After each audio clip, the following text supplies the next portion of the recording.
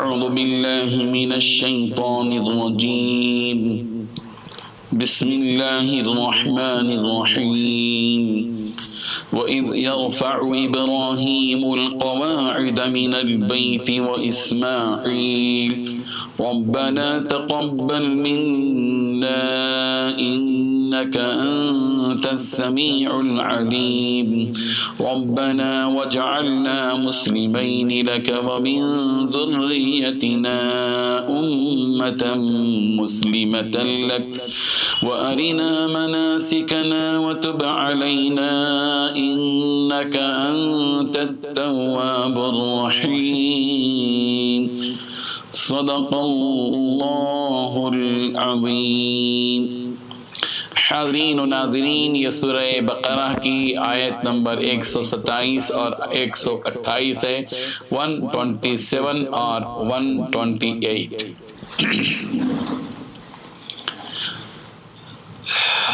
ان دو آیتوں میں اللہ تبارک و تعالیٰ نے حضرت ابراہیم علیہ السلام کی اس دعا کو نوٹ کیا ہے، اس دعا کا تذکرہ کیا ہے جو انہوں نے کعبۃ اللہ کی تعمیر کے وقت میں کیا تھا۔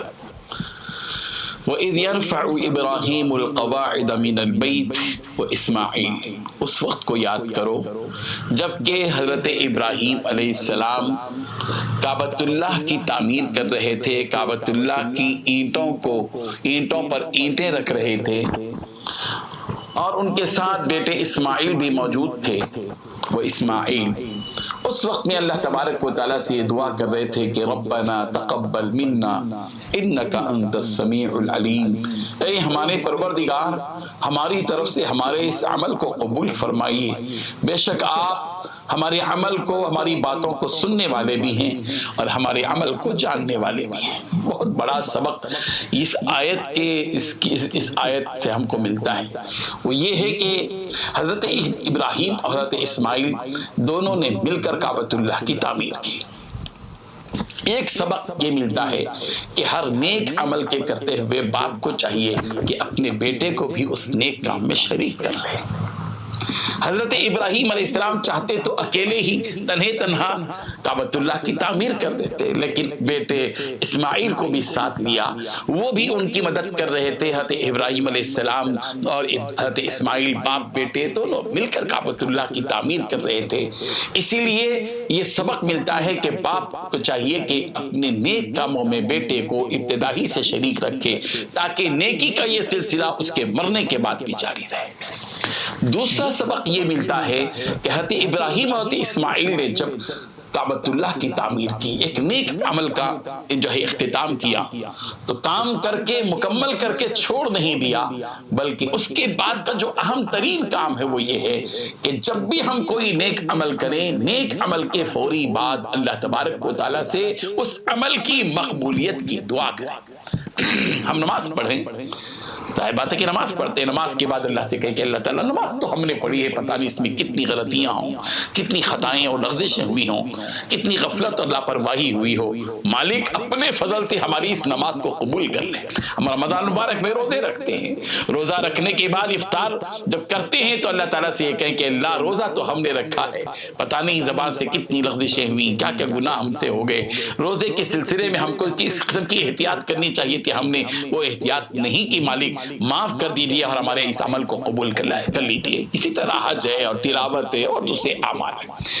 حضرت ابراہیم علیہ السلام نے کعبۃ اللہ کی تعمیر کی بیٹے اسماعیل کو لے کر، تو اللہ تعالیٰ سے اسی قبولیت کی دعا فرمائی کہ ربنا تقبل منا انک انت السمیع العلیم، اے ہمارے پروردگار ہماری طرف سے اس عمل کو قبول فرما لیجیے۔ ہم نے اینٹوں پر اینٹیں رکھی، دیواریں بنا دی، کعبے کی تعمیر کر دی ہے، عمل کو قبول کرنا آپ کا کام ہے، عمل کرنا ہمارا کام ہے۔ آپ اور یہ احساس بھی حضرت ابراہیم علیہ السلام نے اس دعا کے ساتھ دیا ہے۔ کام کرنے والے کو، نیک عمل کرنے والے کو چاہیے کہ اس احساس کے ساتھ نیک عمل کرے کہ اس کا رب اس کی کہی ہوئی باتوں کو سن رہا ہے اور اس کے کیے ہوئے کاموں کو دیکھ رہا ہے اور جان رہا ہے۔ اس کے بعد ابراہیم علیہ السلام نے اپنے رب سے پیاری دعا فرمائی، ربنا وجعلنا مسلمین لک، اے ہمارے پروردگار ہم دونوں کو، مجھے اور میرے بیٹے اسماعیل کو آپ کا فرما بردار بنا دیجیے۔ یہ بھی بہت نکتے کی بات کہ حضرت ابراہیم علیہ السلام نے صرف اپنے لیے یہ دعا نہیں کی کہ اللہ تعالیٰ مجھے فرما بردار بنا دے، اپنے لیے جب دعا کی تو اپنے بیٹے کو اس دعا میں شامل کر لیا۔ آج ہر باپ کو چاہیے، ہر ماں کو چاہیے کہ جب بھی وہ دعا کے لیے اپنے پروردگار سے ہاتھ اٹھائے تو جہاں اپنے لیے بھلائی مانگے، اپنے لیے جو چیز مانگے وہ اپنی اولاد کے لیے بھی مانگے۔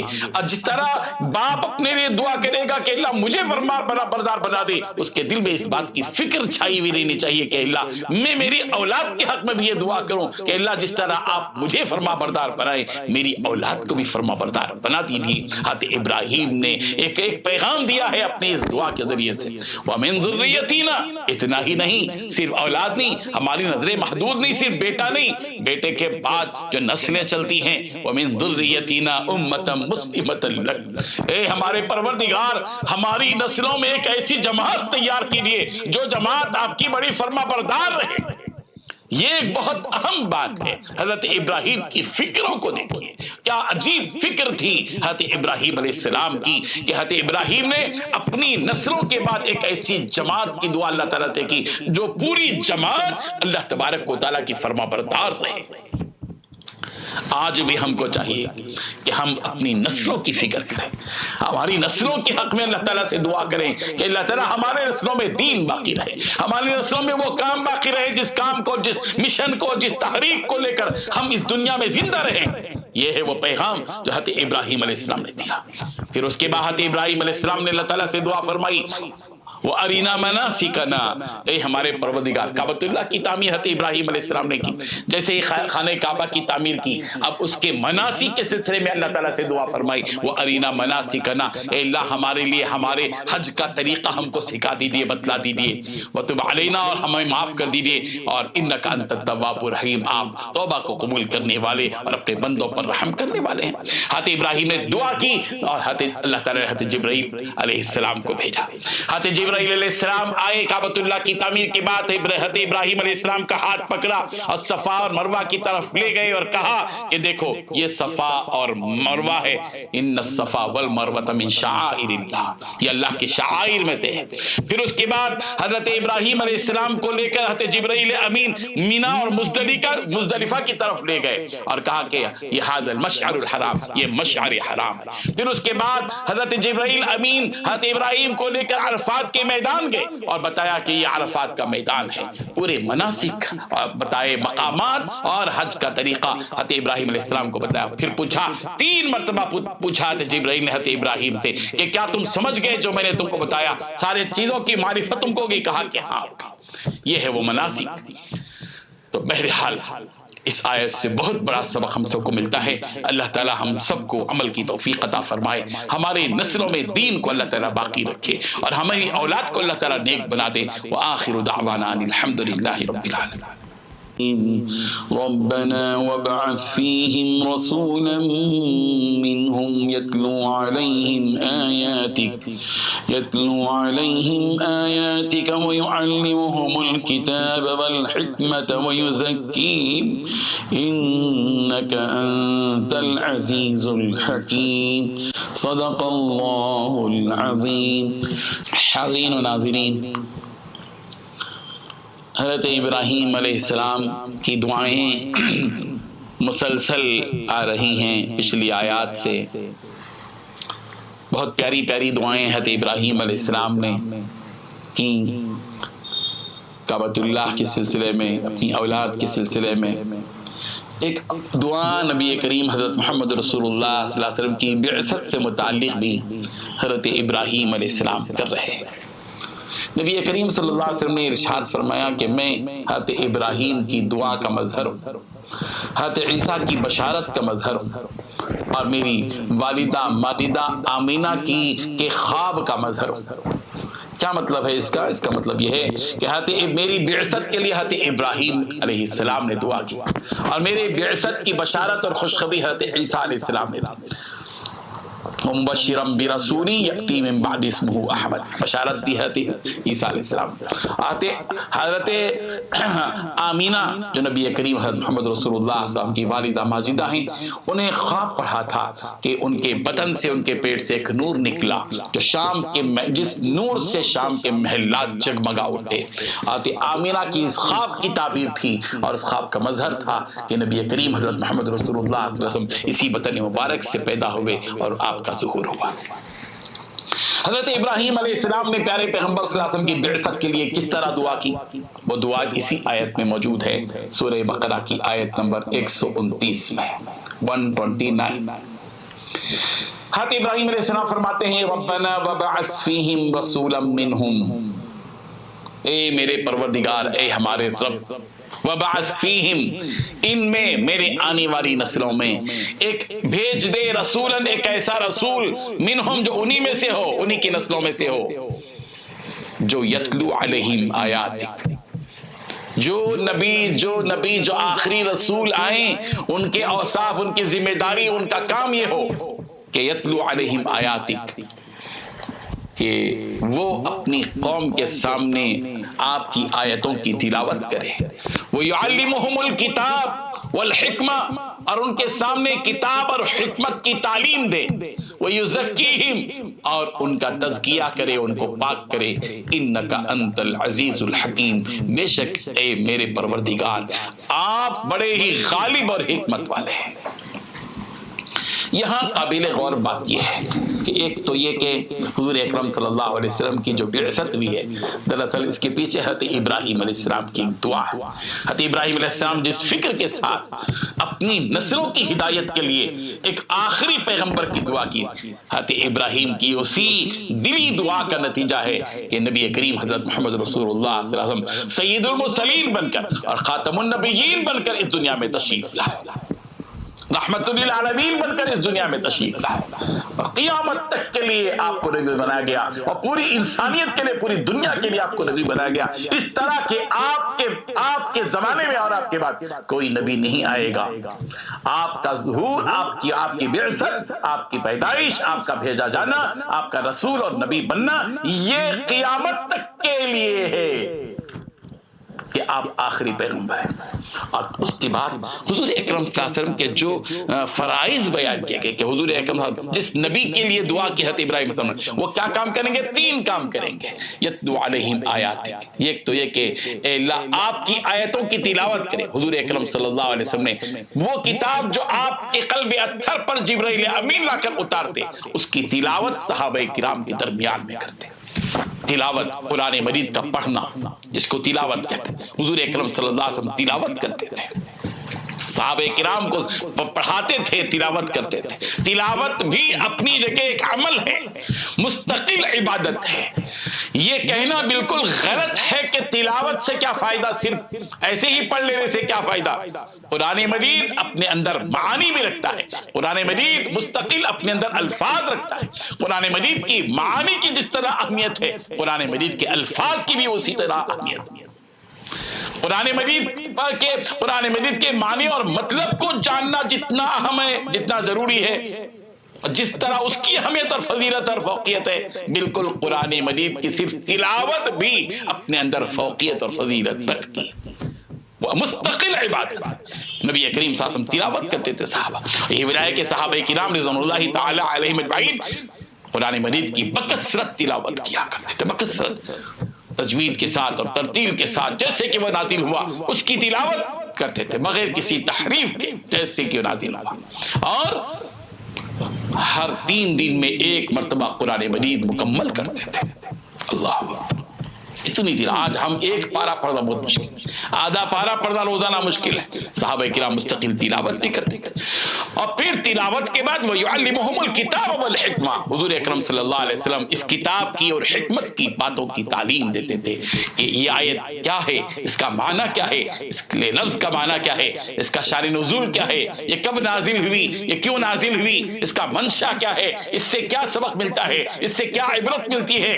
ساری تفصیلات اس کی تشریح نبی کریم حضرت محمد رسول اللہ صلی اللہ علیہ وسلم صحابہ کرام کے درمیان میں پیش کرتے تھے۔ قرآن مجید کا لب لباب، قرآن مجید کا ما حصل، قرآن مجید کس لیے نازل ہوا، وہ آیتیں کیوں اتری، ان ساری تفصیلات سے اپنی امت کو آگاہ کرتے تھے۔ وَيُزَكِّيهِمْ، اور تیسری چیز یہ کہ نبی کریم صلی اللہ علیہ وسلم اس کتاب کے ذریعے سے لوگوں کا تزکیہ کرتے تھے، لوگوں کے اندر کی برائیوں کو نکالتے تھے۔ ظاہر ہے کہ حضور اکرم صلی اللہ علیہ وسلم کے سامنے جو مجمع تھا صحابہ کرام کا، وہ اس دور سے ہو کر گزرے تھے جو زمانہ جاہلیت کا دور تھا، اور اللہ کے نبی صلی اللہ علیہ وسلم تشریف لائے اور آپ نے ان کے دلوں کے اندر سے کفر، شرک کی گندگی کو نکالا، کفر کی گندگی کو نکالا، نفاق کی گندگی کو نکالا، حسد، کبر، بغض، انا، ان ساری گندگیوں کو نبی کریم صلی اللہ علیہ وسلم نے نکالا، اور دنیا کی محبت کو ان کے دلوں سے نکالا، آخرت کی محبت ان کے اندر پیدا کی، دل کو پاک اور صاف کیا، ظاہری پاکی، باطینی پاکی، ہر قسم کی پاکی ان کے اندر انڈیل دی، اور ان کے دلوں کو بالکل مصفا بنایا، پاک بنایا، اور ان کے دلوں کی گندگی کو دور کیا اور تزکیہ کیا۔ اسی کو تزکیہ کہتے ہیں، پاک کرنے کا۔ اور قرآن مجید نے ایسے لوگوں کے بارے میں فرمایا قد افلح من زکاہا، قد افلح من تزکا، جس وہ پاک ہو، وہ کامیاب ہو گیا جس نے تزکیہ کر لیا، اپنے آپ کو پاک کر لیا، کفر سے، شرک سے، نفاق سے، فسق سے، فجور سے، نافرمانی سے، کبر سے، حسد سے، بغض سے، حرص سے، دنیا کی محبت سے، ساری چیزوں سے اپنے آپ کو پاک۔ اللہ تعالیٰ ہم سب کو عمل کی توفیق عطا فرمائے۔ وآخر دعوانا ان الحمد للہ رب العالمین۔ بسم اللہ الرحمن الرحیم۔ ومن يرغب عن ملة إبراهيم إلا من سفه نفسه ولقد اصطفيناه في الدنيا وإنه في الآخرة لمن الصالحين إذ قال له ربه أسلم قال أسلمت لرب العالمين صدق اللہ العظیم۔ حاضرین و ناظرین، یہ سورہ بقرہ کی 2 آیتیں ہیں، آیت نمبر 130 اور آیت نمبر 131، 130 اور 131۔ اس آیت کو سمجھنے سے پہلے بنیادی طور پر یہ بات ذہن میں رکھیں کہ ہمارا شمار ملت ابراہیمی سے ہے۔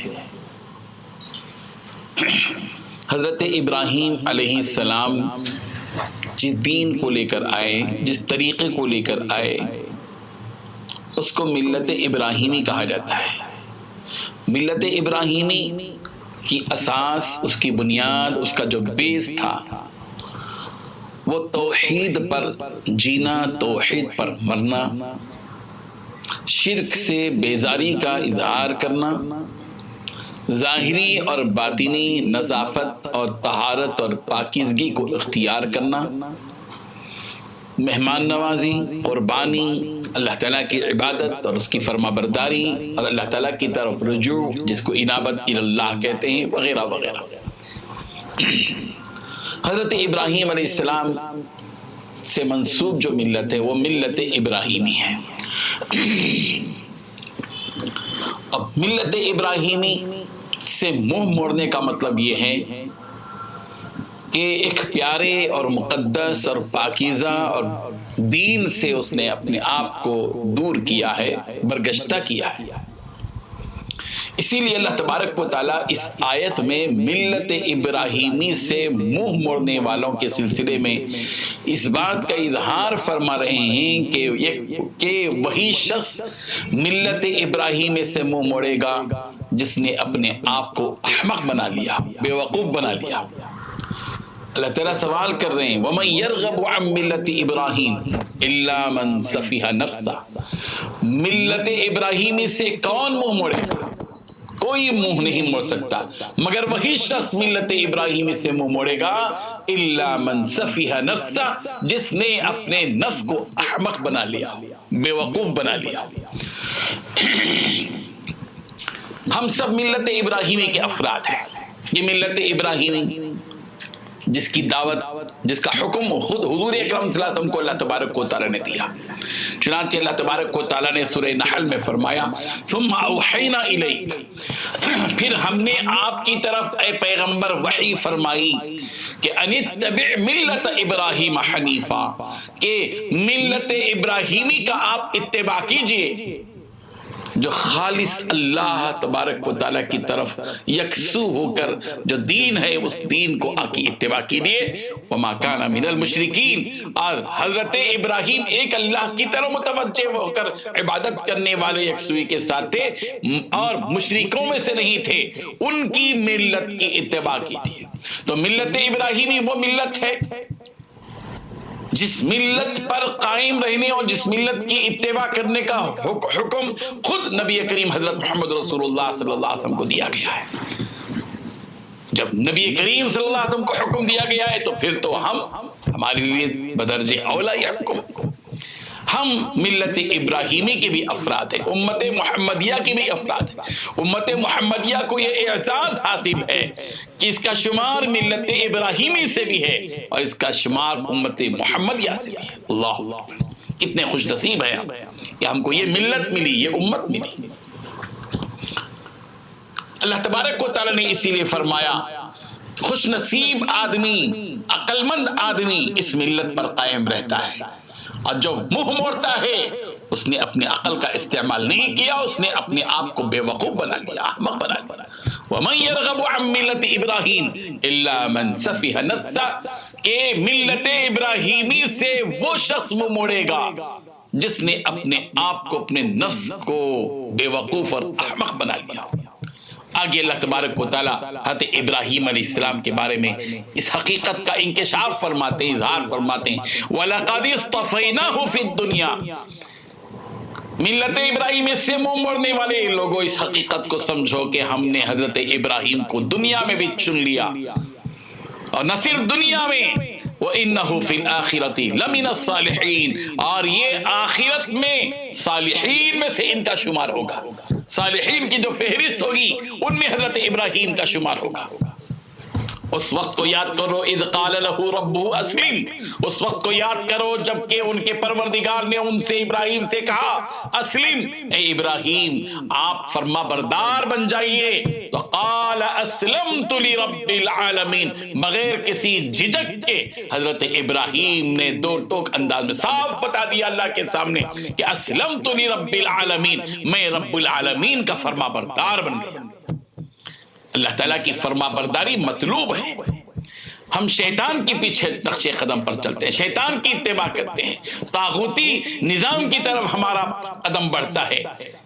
ملت ابراہیمی کے افراد کی ذمہ داری یہ ہے کہ وہ اپنا قدم اللہ کی فرما برداری کی طرف اپنا قدم لے چلے۔ حضرت ابراہیم اللہ کے فرما بردار تھے، رب العالمین کے فرما بردار تھے۔ ہم سب کو چاہیے کہ اگر ہم واقعی ملت ابراہیمی کے فرد ہونے کا دعویٰ کرتے ہیں تو ہماری ذمہ داری ہے کہ ہم اس رب العالمین کی فرما برداری کریں جس نے ہم سب کو پیدا کیا۔ اللہ تعالی ہم سب کو عمل کی توفیق عطا فرمائے۔ وآخر دعوانا ان الحمد للہ رب العالمین۔ ووصى بها إبراهيم بنيه ويعقوب يا بني إن الله اصطفى لكم الدين فلا تموتن إلا وأنتم مسلمون۔ صدق اللہ العظیم۔ حاضرین و ناظرین، یہ سورہ بقرہ کی آیت نمبر 132 ہے، 132۔ اللہ تبارک و تعالیٰ نے یہاں اس حقیقت کا انکشاف کیا ہے کہ جو بات پچھلی آیات میں ملت ابراہیمی کی آئی اور جس ملت کی اتباع کرنے کا اللہ تبارک و تعالیٰ نے خود نبی کریم صلی اللہ علیہ وسلم کو حکم دیا کہ ان اتبع ملت ابراہیم حنیفہ، کہ آپ ملت ابراہیمی کا اتباع کیجیے جو خالص توحید پر مبنی، اللہ کی طرف رجوع ہونے پر مبنی ہے۔ تو اللہ تبارک و تعالیٰ نے خود نبی کو حکم دیا، تو اللہ تعالیٰ نے یہاں اس آیت میں یہ بات بتائی ہے کہ حضرت ابراہیم علیہ السلام نے بھی اپنے بچوں کو اپنے بیٹوں کو حکم دیا کس بات کا، اب کہ وہ ملت ابراہیمی کی اتباع کریں۔ جہاں حضرت ابراہیم علیہ السلام نے حکم دیا، حضرت یعقوب علیہ السلام نے بھی حکم دیا۔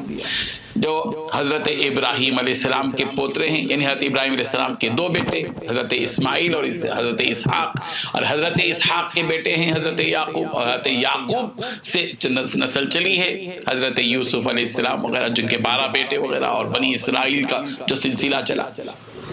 یہاں اللہ تبارک و تعالیٰ فرما رہے ہیں وَوَصَّى بِهَا، بہا کی ضمیر ملت ابراہیمی کی طرف جا رہی ہے کہ وَوَصَّى بِهَا، ابراہیم، حضرت ابراہیم نے بھی وصیت کی اسی کی کہ ملت ابراہیمی کی اتباع کرنے کا حکم دیا، وصیت کی بنی ہی اپنے بیٹوں کو، اور پھر انہوں نے اپنے بیٹوں کو یعنی حضرت اسماعیل اور اسحاق کو وصیت کی، اور پھر حضرت اسحاق کے بعد وہ یعقوب، حضرت یعقوب نے بھی اپنے بچوں کو اسی بات کا حکم دیا کہ وہ بھی ملت ابراہیمی کی اتباع کریں۔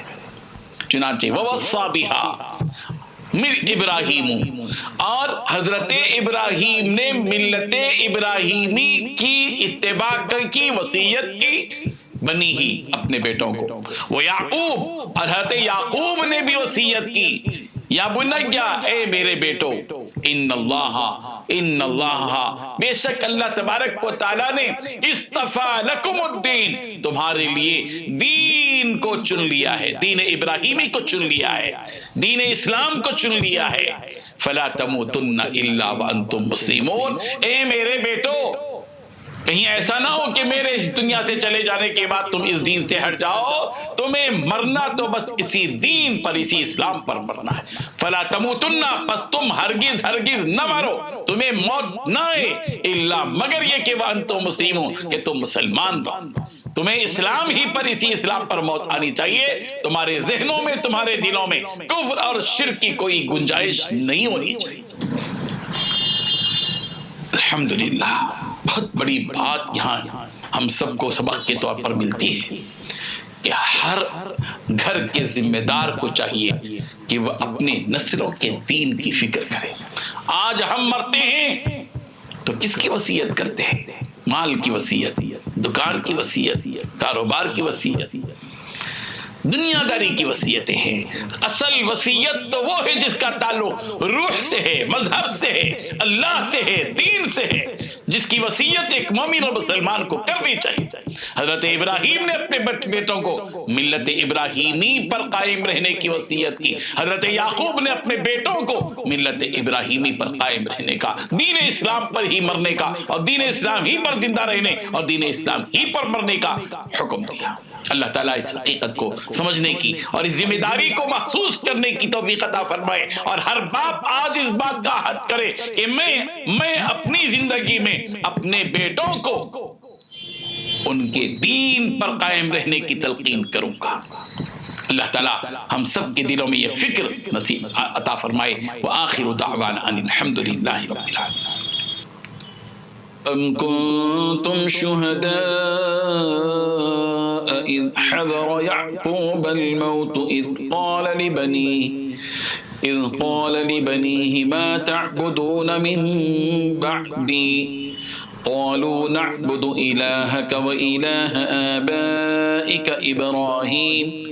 إبراهيم وإسماعيل وإسحاق إلها واحدا ونحن له مسلمون صدق اللہ العظیم۔ حاضرین و ناظرین، یہ سورہ بقرہ کی آیت نمبر 133 ہے، 133۔ اس آیت کو سمجھنے سے پہلے اس کا پس منظر ذہن میں رکھنا ضروری ہے۔ اس کا بیک گراؤنڈ کیا ہے، یہ آیت کیوں نازل ہوئی؟ دراصل یہودیوں نے نبی کریم حضرت محمد رسول اللہ صلی اللہ علیہ وسلم کے پاس آ کر یہ بات کہی کہ حضرت یعقوب نے اپنے بیٹوں کو یہودیت پر قائم رہنے کی تعلیم دی تھی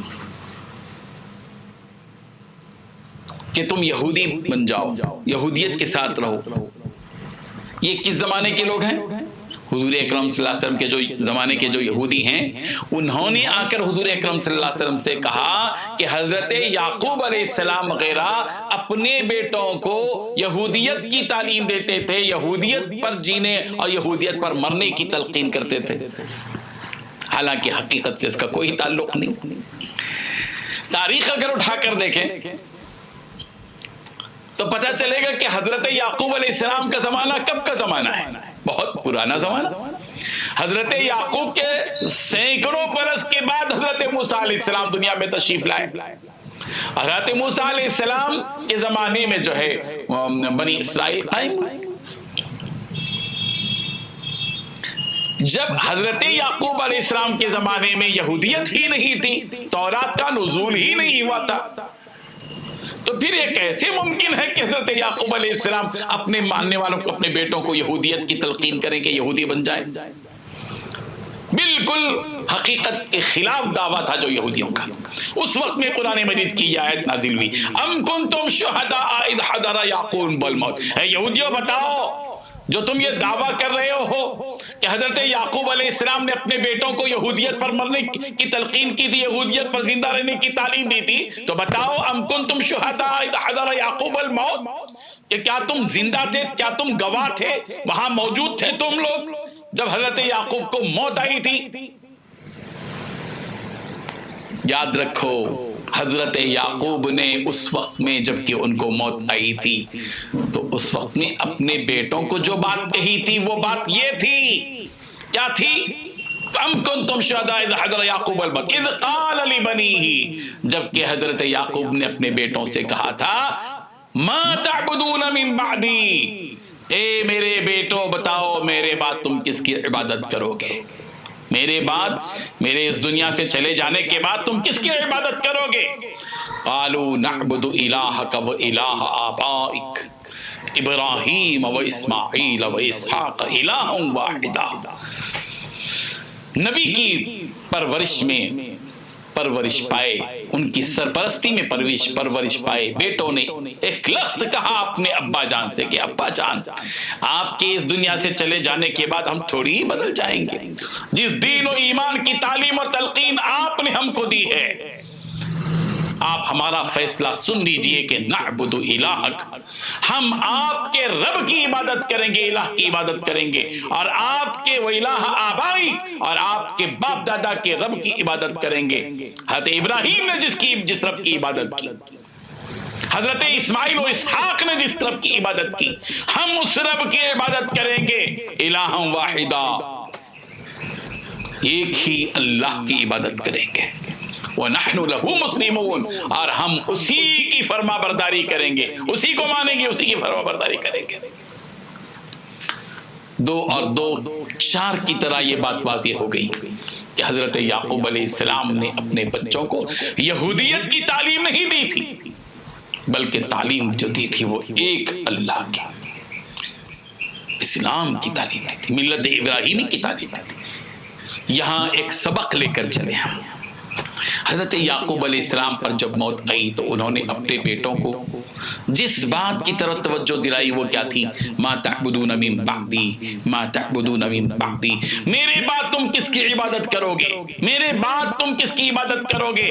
یہ ایک سبق ہے امت محمدیہ کے ہر باپ کے لیے جس کو اللہ نے اولاد کی نعمت سے نصر فراز فرمایا ہے کہ ہر باپ مرنے سے پہلے اپنی اولاد سے یہ بات پوچھے، اس کی ذمہ داری ہے، اس پر فرض ہے کہ وہ یہ پوچھے اے میرے بیٹو میں نے تمہاری پرورش کی، تم کو کھلایا، تم کو پلایا، تم کو تعلیم دی، لیکن مجھے یہ بتاؤ کہ میرے مرنے کے بعد تم کس کی عبادت کرو گے؟ توحید پر قائم رہو گے یا شرک کی طرف جاؤ گے؟ ایک اللہ کو تسلیم کرو گے یا غیر اللہ کی طرف بھاگو گے؟ بتاؤ۔ معلوم یہ ہوا کہ باپ کی ذمہ داری یہ ہے کہ اپنے بچوں کی ایسی تربیت کرے کہ اس کی موت کے وقت جب وہ یہ ما تعبدون من بعدی کا جملہ کہے تو ان کے بچوں کی زبانوں سے صرف یہ آواز آئے کہ ہم دین اسلام پر قائم رہیں گے، ہماری موت اسلام پر آئے گی، اور ہم ایک رب کی عبادت کرتے ہوئے اس دنیا میں جیئیں گے اور اسی رب کی عبادت میں اس دنیا سے جائیں گے۔ یہ ہے وہ پیغام جو قرآن مجید کی اس آیت سے ہم سب کو ملتا ہے۔ اللہ تعالی ہم سب کو عمل کی توفیق عطا فرمائے۔ وآخر دعوانا ان الحمد للہ رب العالمین۔ تلك أمة قد خلت لها ما كسبت ولكم ما كسبتم ولا تسألون عما كانوا يعملون صدق اللہ العظیم۔ حاضرین و ناظرین، یہ سورہ بقرہ کی آیت نمبر 134 ہے، 134۔ دراصل یہودیوں نے اس بات کا دعویٰ کیا تھا، بغیر کسی بنیاد کے یہ بات انہوں نے کہی تھی کہ ہم یہودی نبیوں کی اولاد ہیں، ہم کو تمام لوگوں پر سب سے زیادہ فوقیت اور فضیلت حاصل ہے۔ تو یہودیوں کو غرور تھا کہ ہم نبیوں کی اولاد ہیں، اور جب ہم نبیوں کی اولاد ہیں تو ان کی نبیوں کی نسل میں ہونے کی وجہ سے ہم عذاب سے بچ جائیں گے اور ہمارا بیڑا پار ہے۔ یہ یہودی سمجھا کرتے تھے۔ یہودیوں کی اس خام خیالی، یہودیوں کی ان جھوٹی آرزوؤں اور یہودیوں کی اس غلط فہمی کو دور کیا ہے اس آیت میں اللہ تبارک و تعالیٰ نے کہ یہودیوں یہ سمجھتے ہو کہ تمہارے باپ دادا اور تمہاری نسلوں میں، تمہارے خاندانوں میں نبی ہوئے، اور نبیوں کی نسل میں ہونے کی وجہ سے صرف تم کو جنت میں داخل کر دیا جائے گا، تم کو نجات دے دی جائے گی، تمہارا عمل نہیں دیکھا جائے گا، چاہے تم جو چاہے کر لو۔ اے یہودیوں، تمہاری حالت تو یہ ہے کہ تم تورات پر ایمان لاتے ہو اور اس میں بھی تحریف کرتے ہو، نبیوں کو جھٹلاتے ہو، نبیوں کو قتل کرتے ہو، طرح طرح کے کام شرارتیں خباثت کے کرتے ہو، اور آسمان سے اتری ہوئی کتابیں انجیل پر ایمان نہیں لاتے، آسمان سے اتری ہوئی کتاب قرآن پر ایمان نہیں لاتے، اللہ کے بھیجے ہوئے نبی حضرت عیسیٰ پر ایمان نہیں رکھتے، اللہ کے بھیجے ہوئے آخری پیغمبر خاتم النبیین سید المرسلین حضرت محمد مصطفیٰ صلی اللہ علیہ وسلم پر ایمان نہیں رکھتے، اور پھر یہ کہتے ہو کہ ہم نبیوں کی اولاد ہیں اور ہم کو عذاب سے بچا لیا جائے گا فلاں فلاں۔ اللہ نے فرمایا تلک امت قد خلت، وہ ایک جماعت تھی جو گزر گئی،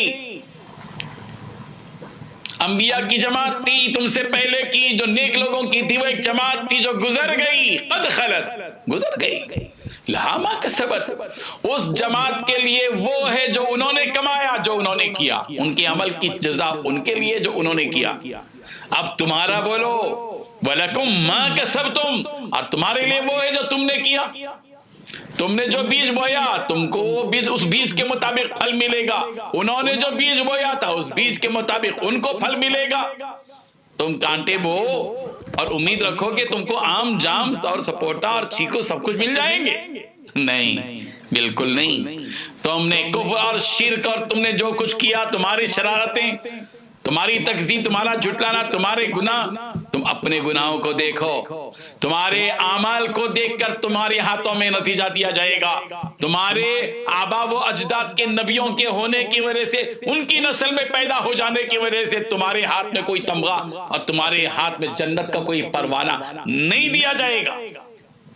اللہ تعالیٰ نے دو ٹوک انداز میں بات بتا دی، تلک امت قد خلت لہا ما کسبت ولکم ما کسبتم، وہ جماعت تھی جو گزر چکی، ان کے لیے وہ ہے جو انہوں نے کیا اور تمہارے لیے وہ ہے جو تم نے کیا۔ ولا تسألون عما كانوا يعملون، تم سے وہ پوچھا، ان لوگوں کے بارے میں پوچھا نہیں جائے گا وہ جو کیا کرتے تھے۔ تمہاری آخرت تمہارے ہاتھ میں، تم اپنی آخرت کو درست کرو، تم اپنی نجات کے لیے عمل کرو، تمہارے عمل تمہارا ایمان، تمہارا عمل تمہارا ایمان تم کو جنت کی طرف لے جائے گا، تمہارا عمل تمہارا ایمان تم کو اللہ کی رحمتوں کے دائرے میں لے آئے گا۔ یہ پیغام قرآن مجید کی اس آیت میں دیا گیا ہے۔ ہم خامخواہ ایسے سہارے ڈھونڈ لیتے ہیں، آج بھی ہے لوگ پیر زادے ہونے کی بنیاد پر سمجھتے ہیں کہ ان کو جنت میں داخل کر دیا جائے گا، سید زادے ہیں اس لیے ان کو جنت میں داخل کر دیا جائے گا۔ نہیں، نسبتیں نہیں۔ حضور اکرم صلی اللہ علیہ وسلم نے صفا کی پہاڑی پر کھڑے ہو کر حضرت عباس سے کہا تھا کہ عباس میں تمہارے لیے کچھ نہیں کر سکتا، یہ مت سمجھو کہ میں جو ہے تمہارے لیے کچھ کر سکوں، نہیں، تمہارے عمل سے تم جو ہے جنت میں جا سکو گے۔ اپنی پھوپھی سے بھی یہی بات کہی تھی حضرت صفیہ سے کہ تم کو تمہارا عمل جنت میں لے جائے گا۔ بیٹی فاطمہ سے بھی یہی کہا تھا کہ بیٹی فاطمہ میں کچھ نہیں کر سکتا، تمہارا عمل تم کو جنت کی طرف لے جائے گا۔ ہمارا عمل ہمارے ساتھ ہے، ہم کو اپنے گناہوں کا بوجھ خود اٹھانا ہے، اپنی نیکیوں کی جزا اپنے ہاتھ میں ہم کو لینا ہے۔ صرف نسبت کی بنیاد رکھ کر یہ جو بڑے بڑے خواب دیکھے جا رہے ہیں اس کی کوئی حقیقت نہیں ہے۔ اللہ تعالی ہم سب کو خود اپنے عمل کی طرف راغب ہونے کی توفیق عطا فرمائے۔ وآخر دعوانا ان الحمد للہ رب العالمین۔ وقالوا كونوا هودا أو نصارى تهتدوا قل بل ملة إبراهيم حنيفا وما كان من المشركين قولوا آمنا بالله وما أنزل إلينا وما أنزل إلى إبراهيم وإسماعيل وإسحاق ويعقوب والأسباط وما أوتي موسى وعيسى وما أوتي النبيون من ربهم لا نفرق بين أحد منهم ونحن له مسلمون۔ صدق اللہ العظیم۔ حاضرین و ناظرین، یہ سورہ بقرہ کی 2 آیتیں ہیں جن کی تلاوت کی گئی، آیت نمبر 135 اور آیت نمبر 136، 135 اور 136۔ اس آیت میں، بلکہ ان 2 آیتوں میں جو بات کہی گئی ہے وہ یہ ہے کہ دراصل یہودیوں نے اور نصارہ نے مسلمانوں سے یہ بات کہی تھی کہ اے مسلمانوں، تم یا تو یہودی بن جاؤ یا نصرانی بن جاؤ، تم ہدایت پر آ جاؤ گے۔ الٹے چور کوتوال کو ڈانٹے والا جو محاورہ ہے، وہی محاورہ یہاں صادق آتا ہے۔ خود یہودی اور نصارہ ضلالت میں ہیں، گمراہی میں ہیں، اس لیے کہ وہ اللہ کے بعد رسولوں کو مانتے ہیں، بعض کو نہیں مانتے۔ یہودیوں نے حضرت موسیٰ کو تسلیم کیا، حضرت عیسیٰ کا انکار کیا۔ یہود و نصارہ دونوں نے مل کر حضور اکرم صلی اللہ علیہ وسلم کو تسلیم نہیں کیا نبی۔ ایسے لوگ تھوڑی ہدایت پر ہو سکتے ہیں جو خود گمراہی میں ہیں۔ انہوں نے مسلمانوں سے اس بات کی اپیل کی کہ تم جو ہے یہودی بن جاؤ یا نصرانی بن جاؤ تو تم ہدایت پر آ جاؤ گے۔ در منصور میں ابن اسحاق اور ابن جریر کے حوالے سے حضرت ابن عباس رضی اللہ عنہ سے نقل کیا گیا ہے کہ عبداللہ ابن سوریہ اعور نے یہ بات کہی تھی کہ تم سب کے سب مسلمانوں سے کہا تھا کہ تم یہودی بن جاؤ یا نصرانی بن جاؤ۔ یہودی نے بھی یہ بات کہی مسلمانوں سے، نصارہ نے بھی یہ بات کہی۔ تو قرآن مجید کی یہ آیت نازل ہوئی اور حقیقت بتلا دی گئی، ان کا بھانڈا پھوڑ دیا گیا کہ وقالو، یہ یہودی کہتے ہیں کہ کونو ہودن او نصارہ، تم ہو جاؤ یہودی یا نصرانی، تہتدو، تم ہدایت پر آ جاؤ گے۔ وقالو کونو ہودن او نصارہ تہتدو، یہ یہودی کہتے ہیں کہ تم یا تو یہودی بن جاؤ، یہ اہل کتاب یہود اور نصارہ کہتے ہیں کہ تم یا تو یہودی بن جاؤ یا نصرانی بن جاؤ، تم ہدایت پر آ جاؤ گے۔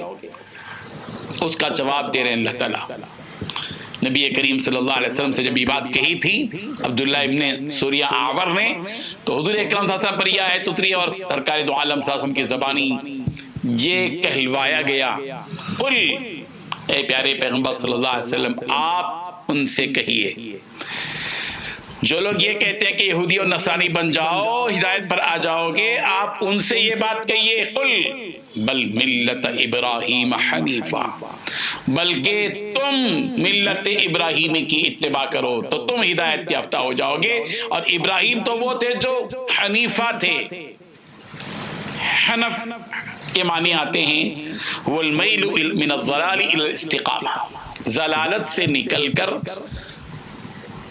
ہدایت کی طرف استقامت کے ساتھ آ جانے کا نام حنف ہے، اسی سے حنیفہ ہے، یعنی جو گمراہی سے ہٹ کر حق کی طرف استقامت کے ساتھ قائم ہو جاتا ہے وہ حنیف بن جاتا ہے۔ حضرت ابراہیم علیہ السلام بت پرستی کے ماحول میں تھے، وہاں سے نکلے، ہدایت کی طرف، حق کی طرف، توحید کی طرف آئے، اسی پر جمے رہے، وما کان من المشرکین، اور حضرت ابراہیم مشرکین میں سے نہیں تھے۔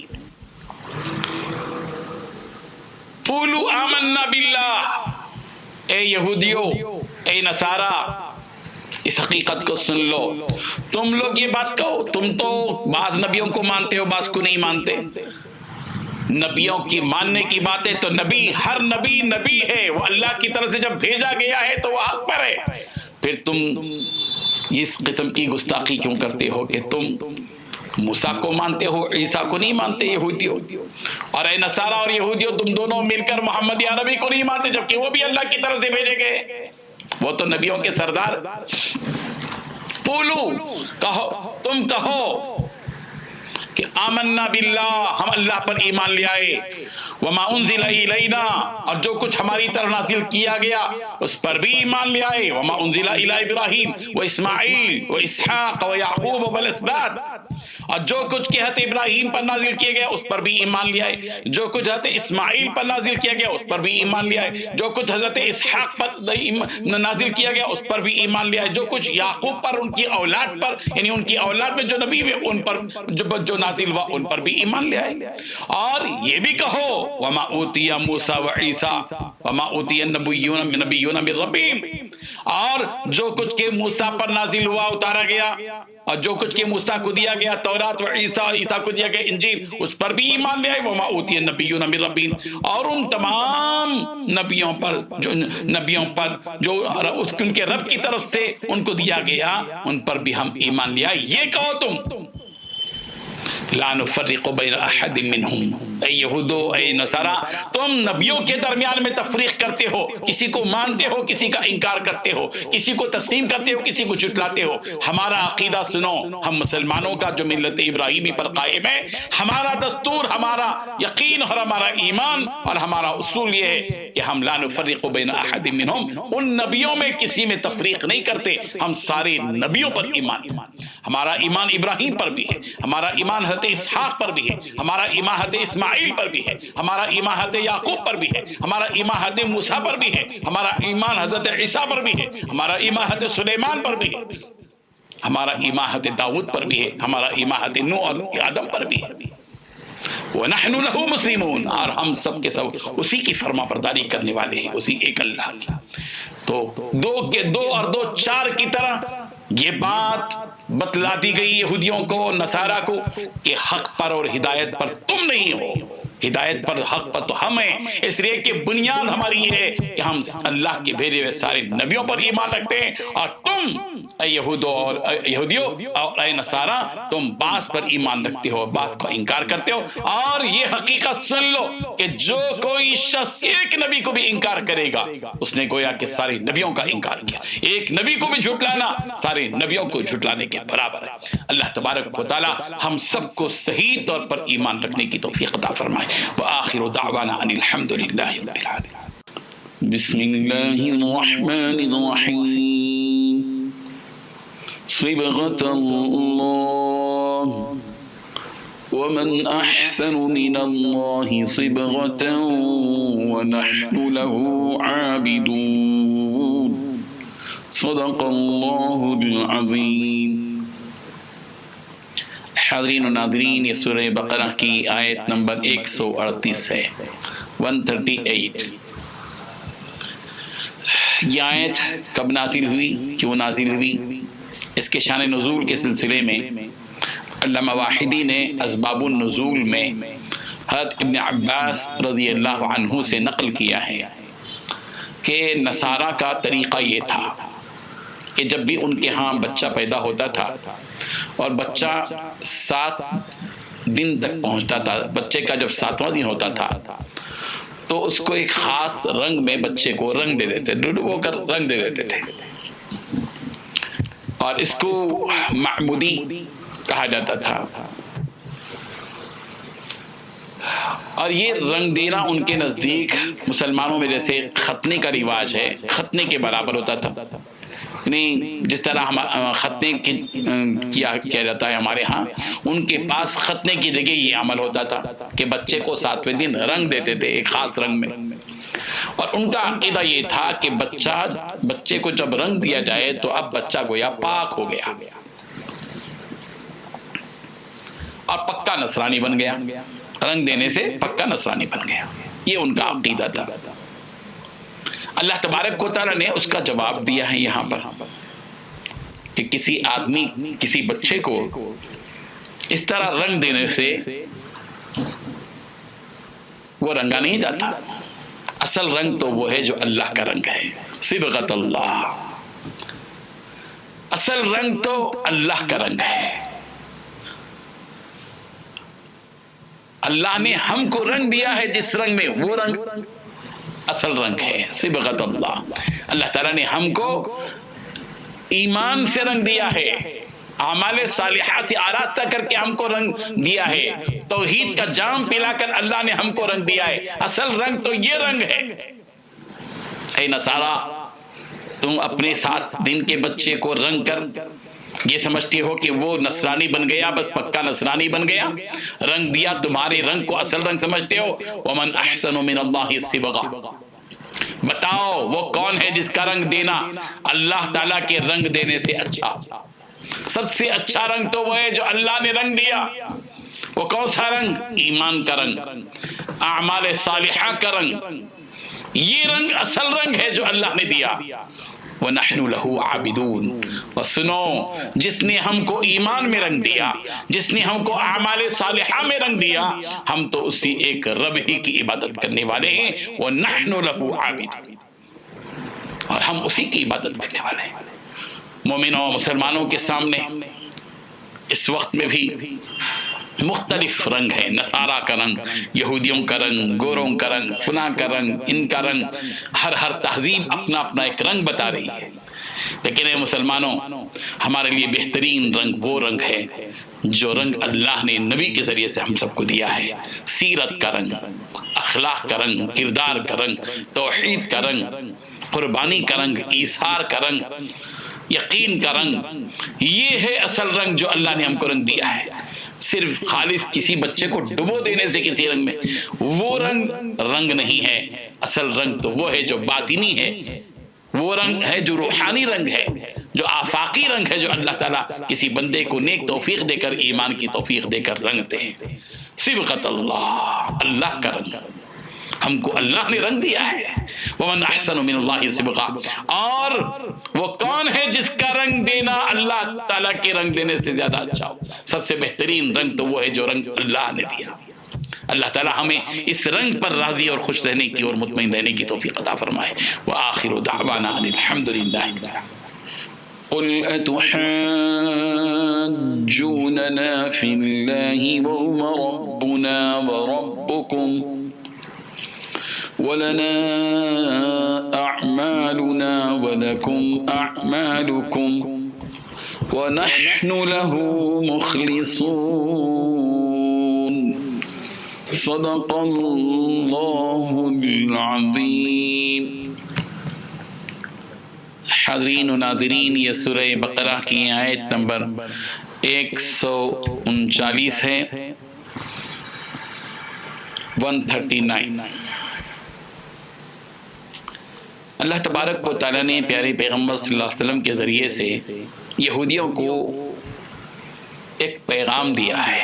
قل، اے پیارے پیغمبر صلی اللہ علیہ وسلم، آپ ان یہودیوں سے کہہ دیجئے کہ اتحاجوننا فی اللہ، کہ کیا تم اللہ کے بارے میں ہم سے حجت کرتے ہو، بحث و مباحثہ کرتے ہو، حالانکہ وہ ربنا و ربکم، حالانکہ وہ ہمارا بھی رب ہے اور تمہارا بھی رب ہے.